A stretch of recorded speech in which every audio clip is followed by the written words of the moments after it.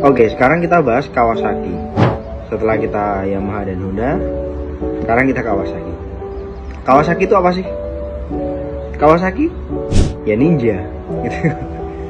Itu ternyata tidak hanya di Indonesia, tapi di luar negeri pun seperti itu. Ketika ditanya Kawasaki itu apa, jawabannya adalah ninja. Dan semua orang taunya Kawasaki itu hanya ninja. Kan berbeda jika kamu tanya Kawasaki ke orang Jepang. Kawasaki itu apa? Mereka akan nyebutnya mesin pesawat, mesin kereta api, mesin ini, mesin itu. Itu seperti itu. Salah satu motor yang menurut saya itu tidak punya soul itu adalah Kawasaki. Kawasaki sampai hari ini saya belum bisa menemukan soulnya. Istilahnya saya pernah punya Kawasaki, kemudian saya naik Kawasaki, dan itu tidak ada soul ya, tidak ada jiwanya gitu. Dalam artian begini, ketika saya naik CBR itu ada, oh ya motor ini nyaman gitu, ini simbol of comfort. Kemudian ketika saya naik Yamaha, oh ini simbol dari sebuah estetik atau kecepatan atau apa gitu.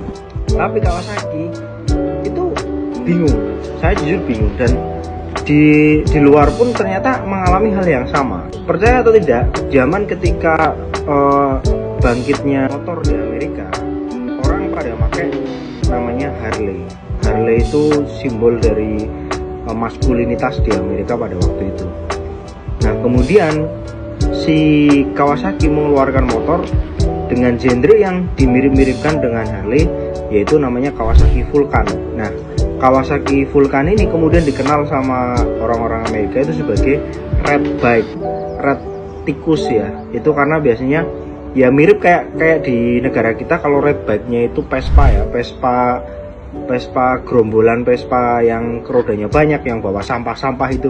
Nah, di Amerika itu mereka bawa Kawasaki Vulcan, bawa sampah-sampah kayak gitu. Itu dulu ada sejarah itu ketika saya membaca buku tentang sejarah dari Harley Davidson. Kawasaki itu biasanya mengikuti, misalkan bikin ini, pabrikan sebelah bikin ini, kemudian Kawasaki akan mengikuti dengan cc yang lebih besar, atau mungkin yang lebih kencang, atau yang lebih ini. Ambil contoh, ketika Yamaha ada RX, kemudian CBR 600, Kawasaki mengeluarkan ZX6. ZX6 nya adalah motor dengan yang paling pelan, kemudian ditambahi cc nya jadi ZX636. Ketika motor hyperbike itu paling kencang itu adalah Hayabusa, kemudian Kawasaki mengeluarkan ZX14 yang lebih besar lagi. Kenapa bagi saya Kawasaki has no soul ya. Itu yang menjadikan saya itu hampir tidak pernah tertarik dengan motor Kawasaki.